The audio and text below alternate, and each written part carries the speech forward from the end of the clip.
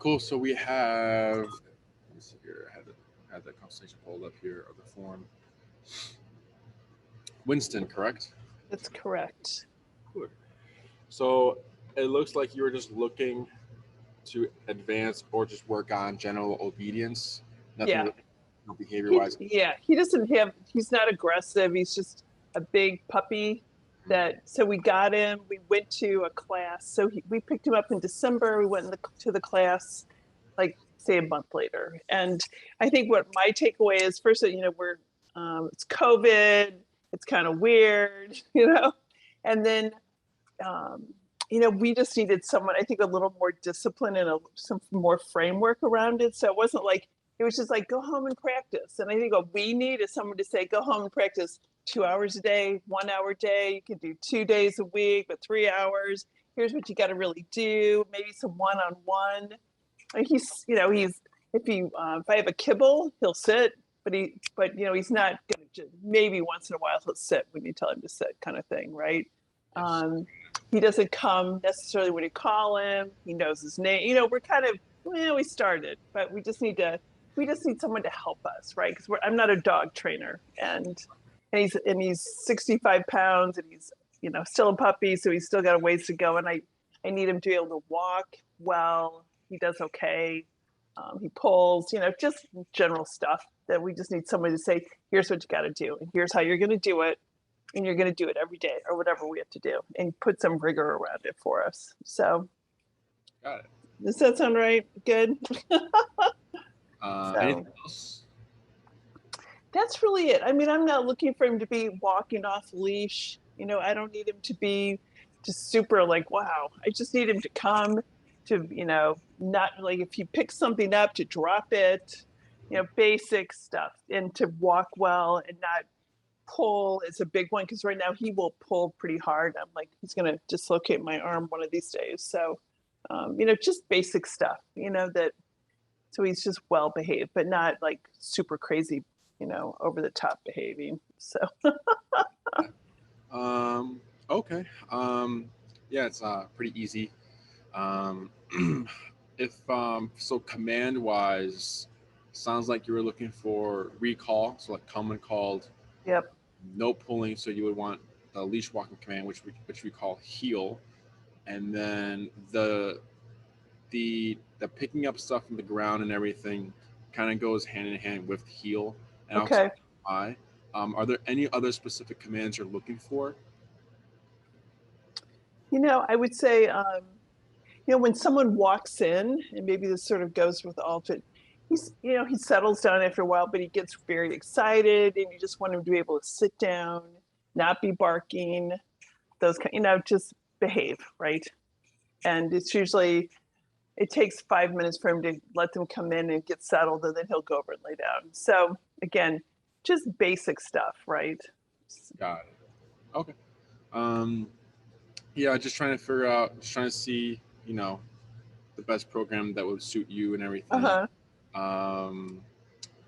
else? What do you currently walk Winston on? Like what? A regular collar, prong collar, harness? A harness. Harness. Okay. And then life with Winston, so like everyday life. What does that look like? So, for example, do you guys just do the walk around the block, or do your daily walks? And you probably need recall when you let him to the dog park or let him run around, and then you go home, or do you do all those things and then maybe you want to take him to like a restaurant one day, like a patio, and you want him to not move for 2 or however many hours he needs for,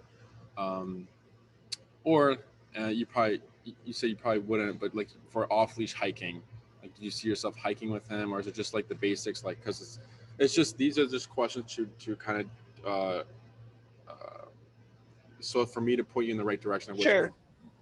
I mean, it would be lovely if I don't see us walking in this. We live in the city. We're in Logan Square. So even if he was pretty well trained, I just would be concerned with him. Just that one thing that triggered it, and he ran across the street off leash, just because we're in a pretty busy section. So I would hate to see that happen. But yeah, if we were out somewhere and I could have him be with us and kind of let him go, it'd be great. But that's not a huge priority. It's a nice to have, right? So yeah, so right now we get up in the morning. He pretty much, we don't crate. He has pretty much reign of the house. It's not really an issue. And so he sleeps in the bathroom right now because it's cool on the tile, but he's got his, but he's got his bed when he cools off. He gets up, he's usually up by, 5:45, 6 o'clock, comes in and gets me up. And by 6:30, we're out the door. We take a decent, probably about a 20 or 25-minute walk in the neighborhood to just get his day going, come back. And then, I work full time. So sometimes I'm at home and sometimes I go to the office. We do have a dog walker now a couple days a week. So he comes around like 1 o'clock and takes him out. Lately, he hasn't been walking as well with the dog walker. I don't know if it's because it's been hot, but he gets like down to the end of the block and just basically says, I'm not going to walk, and wants to come home. But then at night, we take a long walk. We have a dog park that we will go over to, but he just goes in. He loves to run around. But if I were to call him at the dog park, yeah, he doesn't respond. We kind of wait till he's run around and he's tired, and then we will get him and just leave, right? But he won't respond to his name. He wouldn't come at all. Zero response on that. But he loves to go over there and run around. He's very social with the other dogs, so that's great. And he's we're fortunate to have a backyard, so he does love to go out and sit out there and run around a little bit. He digs a little bit, but nothing major. So, and that's pretty much it. I mean, he's kind of low energy, except when he gets out, he likes to, go on his walks, and he loves going to the dog park. So that's when he kind of gets out and runs around. My son lives with me. Usually he's the one that gets him out and runs him around, and he's had knee surgery. So he's had to, not have as much playtime, if you will, just because it's not in the cards right now with his knee. So, but normally he's the one out there running him around and getting some of the energy out of him. Okay. Cool. Good to hear. So just again, I'm just trying to figure out what the program would be work best for you, and so that's good to hear. So yeah, what I'm hearing is just basic, easy stuff. Just usually for general obedience. Nothing really out of the ordinary from Winston. And then how old is he again? He's almost 11 months. So he'll be 11 months in like a week or two on the 19th. So whenever that is. And then he's a doodle, correct? A Bernedoodle, yeah. And it sounds like he's more on like the Bernie size. He's a little more, yeah. He's easily 65 pounds. So, yeah. Alrighty. So good. Right now you're using the harness, which is a tool that we'll actually have to switch out for just like a regular flat collar. Okay. One of these, the ones that go through the loop and everything, not the snap-on. Okay. We find that the snap-on collars tend to snap off, and I'll explain why we want to use a flat collar for training instead of the harness. So the harnesses actually promote pulling. Okay. The harnesses are used for huskies to pull sleds, horses to pull carriages, and we also use harnesses in protection training. So in protection training, or the reason why all these things, the reason why harnesses are used for these tasks for the dogs is because dogs have what is called opposition reflex. So if you pull back, they want to go forward. If you pull left, right. If you pull right, they go left. If you pull back, they want to go, or if you pull forward, they want to go back. So they always want to go against the pressure. So with the harness, just because the placement of it, their dogs are more stronger here, and the pressure here on the chest is a little more on like the negative, annoying side for them. Okay. For protection training, if the handler has a dog and like the person in the bite suit about to get bite is across, right? The person will pull the leash, so he pulls the dog back and releases, pulls and releases. So the dog is starting to get frustrated because he wants to go bite the guy. He gets pulled back. He wants to go forward. The handler lets him go forward, but then pulls him back again. So they're creating like aggression. Gotcha. Once we've created enough frustration and aggression, we let the dog go. They go and bite the guy, right? So we wouldn't want to use harnesses, right? Okay. Because we're trying to create a nice structured walk of don't pull me, and we are using one tool that says don't pull and the other tool that says pull, the dog's getting mixed signals and it's going to be very confused, and you're going to be stuck at a certain place in your training. Okay. So again, harnesses are a training tool, but for walking and everything, not the best. Okay. So the next step, because we have all these tools, right? So harnesses, because we have like positive only, which is just food, then gentle leader, then maybe slip leash, slip chain, harness, prong, and then e-collar, right? So we have all these tools. They're all used for certain things. Okay. Positive only is, and which is the food stuff, is good for things we want to see. So if Winston started barking at someone and you tried to distract him and give him food, it wouldn't connect because you're technically rewarding him for the barking. Sure. So it's positive only is used for, like, sit, yes, good boy, treat, down, yes, good boy, treat, all those things. Then we get gentle leader, which is a good tool for, do you know the gentle leader is? Around their neck or nose, yeah. I mean, yeah. Correct. It's a good tool for control, right? But it's not a correcting tool, so you wouldn't be able to correct the behaviors of like jumping, pulling, or anything like that. Then slip leash and slip chain, kind of prong collar, they're all in the same. Both all good training tools, but so prong collars, like those spiky ones that have the spikes. It's a good step forward because it allows you to now correct your dog. Okay. So dogs are physical animals, right? One sec. Yeah.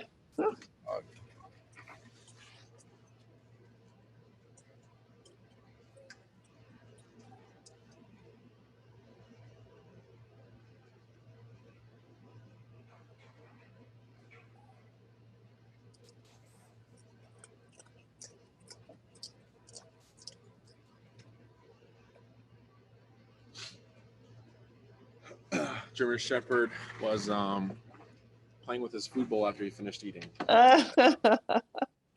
So prong collar. Oh, so dogs are physical animals. So the reason why prong collar is a good step forward because it's a physical tool. Okay. So when the dog pulls on it, it closes and it's supposed to mimic a dog bite. So when the dog feels that, they don't like it, it's uncomfortable, so they give into the pressure and then it goes away. So it's like pressure on when you're not complying, pressure off when you comply. So they're starting to realize that, and they are in control of the pressure. So that's why it's a good tool, because again, it's physical. So dogs, probably not Winston, but maybe Winston was bothering another dog, right? And maybe this dog was kind of getting annoyed. Let's say Winston was humping or mounting the dog, right? What do you think that dog would do to let Winston know that they don't like that? Bite him. Exactly. Growl. Dogs don't say no, off, leave it, and then the treats, right? It's just, you're doing this, you're gonna get this right away. There's no conversation. It's just boom. Winston, being a dog, understands that. So if he gets a quick little bite, we call correction. A correction, he knows, okay, don't do that. I'll get my space from this dog. I'll go play with someone else. Right? So when they feel that prong collar, they understand that was uncomfortable. I didn't like it. I'm not going to do it again. Sometimes, usually with like the super excited, happy-go-lucky, sometimes golden retrievers, it could be any breed. Sometimes prong collar isn't enough pressure because they're so, like, especially the golden retrievers are so happy-go-lucky. It's hard for them to perceive threats. So that when you try correcting them or when they feel pressure, they're like, "What? What are you trying to do? You want to play?" Right? Or the dog could be so intense in a certain intense behavior that, again, you're not able to help disengage your dog from squirrel, the dogs, the people, whatever they're reacting to. Another con would be, once you take that leash off, you've lost all control. So you only have control when the leash is on. Sure. So we have all these tools, and these tools have very like low ceilings, positive around like 20%, and then these correcting tools like prong and slip, maybe like 50 to 60%, which then brings us to the electronic collar. Are you aware that we do use e-collars and prong collars for our training? Do you know what an e-collar is? They're the ones that kind of buzz, right? Correct. Yeah. So The old term would be shock collar, right? Yeah. So Jesse likes to call the collars electric, but they're not electricity. So it's not flowing to the dog's body. Sure. The buzzing part, if you're referring to the vibrate, is a function on the system, but we don't use that for training. We use a stimulation. Okay. So feeling, we like to compare it to like the physical therapist, a TENS unit or like a Uh-huh. stim. That same technology that's used on humans to contract muscles is what is on the e-collar. So that's the function we're using, stimulation. Um, the way doctors go about it with the humans is, or the patients is, they start increasing the number and they tell the client, let me know when it's too uncomfortable. Client lets them know.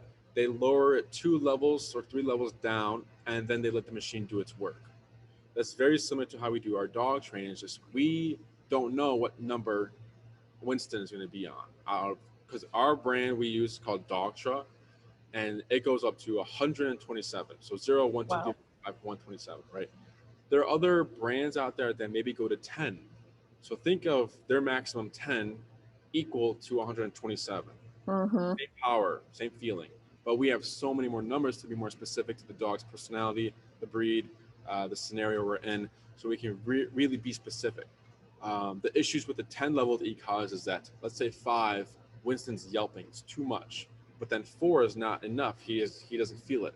So then you're stuck. It's like, are you either going to have your dog not listen or yelping, right? Yeah.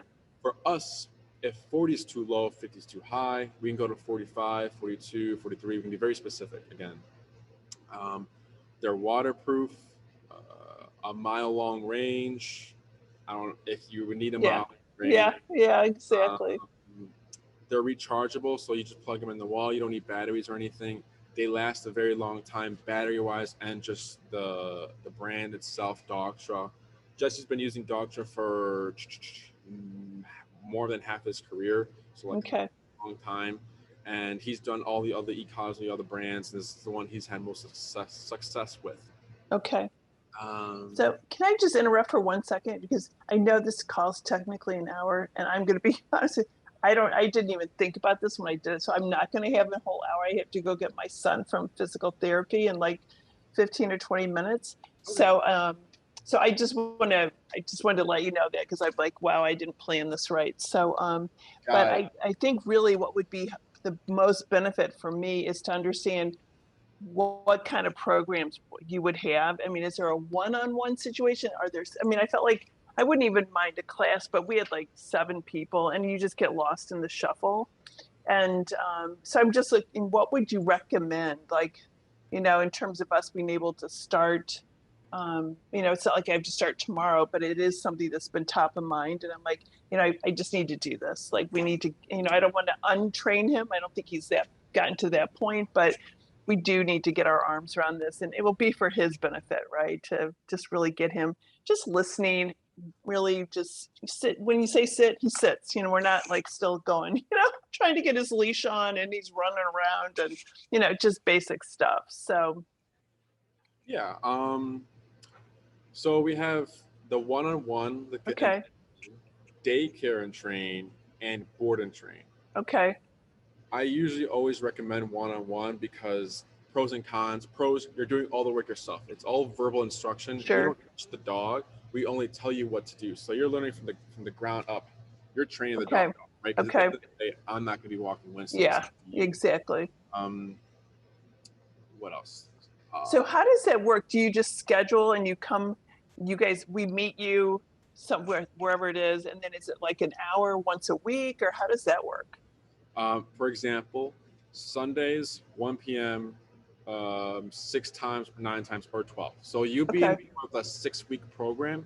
So Sunday, 1 p.m., 6 times. That's when we at Oz. We operate at Oz Park. Yeah. So we like to meet there because everything is there. Rollerbladers, scooters, bikes, off-leash dogs, baseball games and everything. Everything we like to operate, because if you can train your dog at Oz Park, you can do anywhere. They're all recorded. So if you said you have 7 family members. Oh, no, just 2 of us. Yeah. Oh, okay. Yeah. Oh, 7 trainers you meant, right? There were 7 people in the class. Like we had a trainer with like 7 families. Yeah. It was just like, oh my God. Yeah. for sure. So everything's recorded. So if if your dog walker wants to see the videos and learn how to walk the dog with e-collar, he can do that. So 6 slots. You get 6 time slots on our calendar plus 1. Plus 1 in case it rains, life happens. You have an extra slot to reschedule. Once you have that extra slot, you have to wait to get back on the calendar. Okay. Daycare and train and board and train is you drop the dog off for daycare. This is daycare and train. Then you pick the dog up after the daycare. We train the dog during the day. But the board and train is the same thing, but you're leaving your dog here overnight. But you're not really interested in those programs. You're more on like the one-on-one, right? I think so. Yeah. Yeah. So like I said, you being more of the 6-week program, depending on how much control you're wanting, the 9-week program is, so think of the 6-week, like I walk my dog around the block, I need to recall, and then I go home. 9-week, walking Winston around the block, calling Winston home or recall, then going home, and then you go to outdoor patios and you need to sit. Okay. 12-week is everything, and then you go off-leash hiking, right? So minimum, you're probably best for just a 6-week if you're just looking for the structured walk, some behaviors like puppy stuff, and then recall. That is probably good for you. If you're wanting more control, the 9-week, and if you want everything else, so it's just what you'd like to decide on. Okay. After this consultation, you'll be getting in touch with my assistant Tina. Tina will be sending you the programs we talked about, the 6, 9, and 12. The practice, the e-collar I recommend for Winston. Does he have like a big coat? Where is he? Do you have a big coat? It's not. I mean, he's not super. It's not crazy, and we keep him trimmed. Nice. So, yeah. Okay. The e-collar I recommend. So you'll get the Amazon link to order it yourself, or you can purchase it through us. Same price and everything. The in-person clients prefer to purchase it themselves. So come first class, they can fidget around if they get familiar with it. First class, they already know what it's about and everything like that. So is that something he would wear the rest of his life? I mean, so to speak, when you walk him? Yeah. So when you walk him, so it's on when you need it. So if you're going to go with Winston after training, it's still going to be on for your walks. Okay. Right? Just it's for emergencies. So in the beginning, you're going to be using it a lot. But in the future, you should not be using it a lot. It should just be there in case. My dog, Jesse's dog, Andy's dog, Elias, all the trainers here, we press a button maybe like once a month now. Okay. Emergencies. Because we can't predict what's going to happen on this walk. A car Do they wear it all the time until you need to charge it? Or do you just use it when you're walking after they're trained? Yeah. So it's on it's on when you need it. So in home right now, maybe Winston's just hanging out, then you don't need the e-collar. Yeah. Okay. Guests are going to come over, right? 30 minutes prior, collar them up, guests arrive, address whatever that is needing to be addressed. After that, if you find that Winston is pretty much hanging out, chill throughout the night, you can take it off. Or you can keep it on, personal preference there. Gotcha. Okay. Does that make sense? Yeah. Any other questions? Tina will also send you a form that needs to be signed. It's an agreement form. Once that form is signed and completed and sent out, we'll go ahead and begin the billing and booking process. Okay. And so when you meet at Ozpark, is there other people, or would we be the only ones, say, meeting with you for that hour or whatever it is? How does that work? It's private sessions. Okay. Any other questions? How big are you expecting Winston to get? Is that probably it? Oh, what is he? 10 months. So when he's 65, maybe 75 pounds. I can't imagine he's going to get beyond that. So. Okay. Big enough. Yes. What else? How much time do you have left? Oh, maybe 5 minutes. Sorry about that. Cool. Just real quick, just want to let you know that e-collar is very transferable. Okay. So when we work with 2 people, right? Partner number one goes first. They usually do all the hard work. Then partner number 2 goes, and it's super easy. right? Because when I like for is it is it your My son. your son? If Uh-huh. son, let's say your son goes first, and we find out that Winston's number is 30. When your son presses the button on 30 and you press the button on 30, it's still 30. There's no he's stronger than me or she's stricter than him and then all this other stuff. It's 30 is 30 for everyone. So you get Sure. the results. So that's like another wonderful thing about e-collar, that when your dog trainer, you guys hand it off to the dog trainer, it should be like your dog knows what to do. It's just now training your dog walker. My bad, your dog walker. Yeah. What else? Did I miss anything? So for the one-on-ones, should we both come, or should only one of us come, or does it matter? So if we always recommend that both or whoever's working with the dog always shows up for the first and second class. okay. So we both could come. Then we probably both just come, unless that was gonna be a problem. So we'll probably both come then. Yeah, perfect. Okay. We both come. What else? Am I missing anything?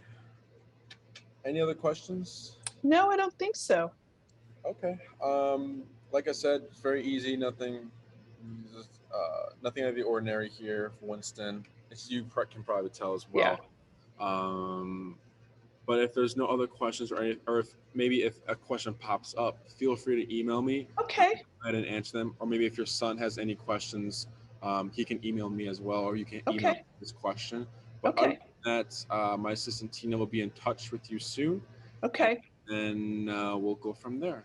Perfect. Well, thank you so much. It's nice to meet you via Zoom. Really appreciate it. And hopefully we'll see you in person soon. So, awesome. And you're saying it's Sundays? Oh, no, that was an example. Oh, so okay. We'll figure that out. Okay. We go by your availability. Okay. Whenever you're available, we work with that. Okay. Perfect. Well, thank you so much. Of course. Have a good one. You too. Thank you. See you. Bye. Bye.